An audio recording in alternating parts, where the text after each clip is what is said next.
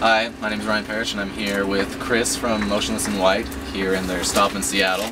I'm actually Angela. He's kidding. He's not. That's not really Angela. No. He's Chris. All right. So I guess a good place to start would be just give a brief introduction to your role in the band and. Well, I'm Chris. I sing, and that's about all I do. That's about all you do. Yeah, I sing. I drive. I do the usual band kind of things. Yeah. That's about my role in the band. Nice. Yeah. Nice. All right. And anyone who's followed you guys knows that you guys get your you named yourself after an 18 Vision song or whatever.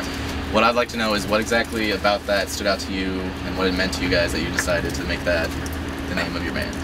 Well, when we first were trying to decide the name of the band, we had a different name, when we started out, and we hated it, so we wanted to come up with something new. And at the time, 18 Visions was a pretty big band for us. We were really big into them, and they were, obvious influence. Yeah. We came up with two names. We came up with a different name that I'm not gonna say. Motionless in White, because the way I thought of it, the way it hit me was I was watching the Hellfest, I believe 2002 DVD. The 18 Visions is on, and James, when he says the names of the song, he's like, this song is called Motionless in White, and I just heard it, I was like, damn, that sounds so badass. And then, the song is one of their heavier songs, and it's a great song, great everything, so it sounded good to me, and we brought it up, and the way we decided it was we wanted people that were already our fans to have a vote, and it kind of ended up being where more people decided on that, so. Yeah, you guys kind of take the fan really. I think it's kind of cool how you interact with them, because on your newest album you actually asked fans to write lyrics for the title of the song of the album or whatever. Yeah. What played into that decision, and then how did you end up choosing the lyrics and then arranging them so that the song somewhat made sense? Is the process. It pretty much just came about there's been bands that before that have done things with their fans that I really thought was awesome, the most recent 30 Seconds to Mars record. Jared Leto had they had their fan club come into the stadium and do these huge arena vocals for the record. If you listen to it, you hear it it just sounds like tons and tons of people, and I thought that was such a rad way of getting your not only your record to sound good or something to do awesome on your record, but also involving your fans. So I just try to think of a different way that I can incorporate people into our songs, and I was like, I got 12 songs on the record. I could let other people write one for me. Yeah. And I just kind of made a video on YouTube and then said for people to send in emails. They did, and I got a lot of emails. It was really awesome though, because I've said this before, it was cool to see how many people had the same kind of lyrics as me, really deep-seated emotional lyrics that it just kind of blew my mind, because I was like, wow, I'm not writing lyrics that don't apply to people. I'm writing lyrics, my own lyrics that people can relate to, because they're giving me the same kind of lyrics. So it was actually not really that hard to pick the ones that I wanted to use. It was more so just because there were so many. I felt horrible because I could only really use 15 lines, and that was the only downside. I got 300 some emails, and I could only use 15 people's stuff. So. Yeah, that's pretty cool. So talk about when you are writing those songs that are completely your own. What kind of process do you go for as writing the lyrics and then getting it to go with all the music? What kind of process do you guys take? Well, we write the songs. It's all me, Angelo, and Ricky. We start the songs from scratch, and I kind of just based on what the song feels like as it's going along, I kind of get an idea for what lyrical path I want to take. For this record, I kind of did. Instead of just writing 12 songs that were hey, this is me and these are my lyrics, I kind of took characters from books and movies and just applied my lyrics to those characters and sang through their eyes to kind of give it some depth. So that actually kind of gave me a good idea for what I want to do for our next record. So. Yeah, that's one thing I really enjoyed about this album, was that, at least for me, I could pick out 4 where I was like, oh, I kind of see what this is. I know that in London and Terror, you kind of got the Jack the Ripper vibe going. You got Scissorhands, which is obviously Edward Scissorhands. It's actually Freddy Krueger. Freddy Krueger. Yeah, well, that too. Common misconception. Misconceptions. But And then we got Abigail, obviously, which is kind of based off real events, kind of based off that Crucible. Yeah, so which was cool because I actually did a report on that. So I was just like, someone else actually finds this interesting. It's kinda cool. And then actually, the reason why I did that song is because I thought the Crucible was kind of boring.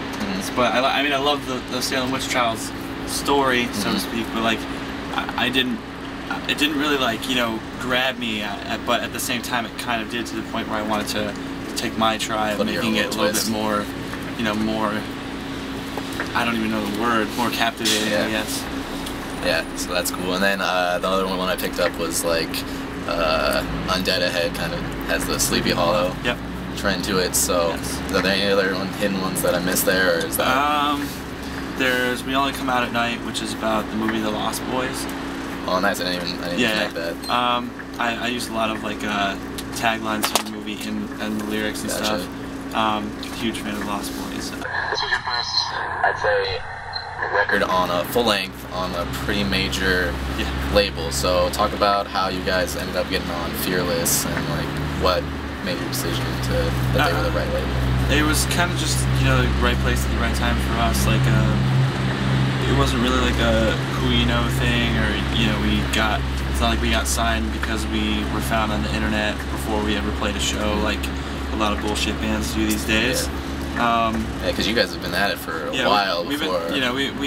I'm a firm believer in paying your dues before you get what you feel that you deserve. Can't stand bands that are like overnight. I won't bitch about it, but I could go for days.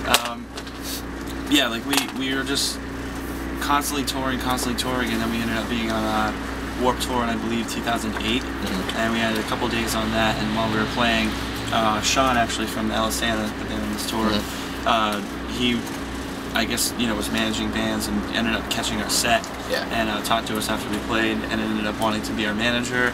And then through him, since Alisana was on Fearless, we had a connection to that, and then kind of just worked itself out. We went with Fearless because they were really one of the only few labels that we knew of that didn't have like a terrible reputation for screwing bands over or anything. They were a great label, and they are a great label. Yeah, so that was cool. You guys already did a Fearless is kind of big for doing those cover CDs once a year, and you guys have already done a zombie cover. So is there any chance that you guys might end up on one of those one day? I don't know. I guess I feel like it would be too awkward for us to be like a pop or punk goes pop, or But rap. maybe if they did one of those other ones that they do sometimes. Yeah, if they did like a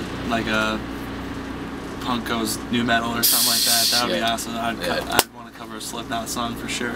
Besides your hometown, what is your probably favorite place you've ever played? It's rough. Or at least a couple. Yeah, the couple would be Chain Reaction in Anaheim is always awesome. Burlington, Vermont. Weird that you would think Vermont would be like a good place. Yeah, but seriously, like from the first time we played there till every single time, those kids are amazing to us. Like they always go off. They always know the words. Like it's great. Like I can't even describe. Like every show is awesome. So we love there. On this show, there's been a lot of good ones, like Milwaukee was awesome, Buffalo was really cool. Like every tour, there's like a different place that we discovered that's like, wow, I didn't know that was so cool. Or that that interesting to our band. Definitely Anaheim, definitely Vermont, Raleigh, North Carolina. It's always a good time. There's so many places. Yes. So, and then is there any place where it's just kind of like, you feel like you get a pretty bad like vibe? Is it just sucks to play there, or just like, well, not a specific place in general, but just like a general region, or is it all good? I don't know. On this tour, the only show that was kind of like, it seemed like people just didn't get it was Boise. Like we had fans and stuff that were there, which was awesome, but the rest of the people were kind of just like, what? Yeah. I mean, it's still a good show, but as you could tell, like people just didn't get it or weren't into it. I feel like there's one that I could be like, yeah, fuck that place, but I don't remember what it is. Yeah, Boise works because we're going. This is for the radio back in Moscow, and Boise, the rival school. So as long as you say fuck Boise, we're good with that. Fuck Boise. All right, good to go. So As I said earlier, you guys are from Scranton, which I know was new to me. I didn't realize it wasn't just a place on The Office. But no, it's so how accurate would you say The Office's portrayal of Scranton is? Probably like 95% accurate.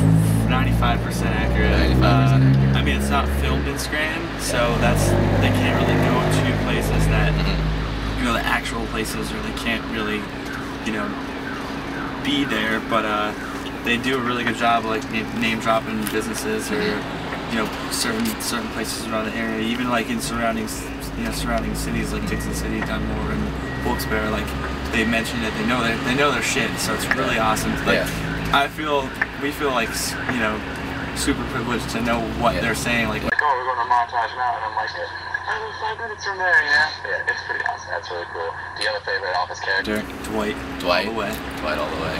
Okay, this next tour that you guys are going to be on, or is actually with a band that I'm interviewing Tuesday, Chelsea Grin. How did that come together? And as a band that, you know, has kind of been like, I won't say like completely anti-religion, but mildly against it. What's it like going? You're going there, aren't you? Yeah, I'm gonna go there. What's it like going with a band that's headlining like For Today? That's a pretty dominant Christian band. I really have no idea what to expect as far as like, you know, how they're gonna treat us or how their fans are gonna treat us. I can imagine it's gonna be, you know, fuck you, whatever. And, but at the same time, like, I kind of hope that happens so I can call people out and, you know, be like, it's inspiration. You know, I was told, you know, or you know, I don't really know. I'm not a very religious person, obviously, so I don't really know inside out, you know, inside out and backwards of like what, you know, what a good Christian is supposed to go by. But you know, I was always thought to believe that, you know, being a good Christian meant accepting people no matter what, and you know, just being a good person to one another. And I don't think getting the middle finger at a show and being told to fuck you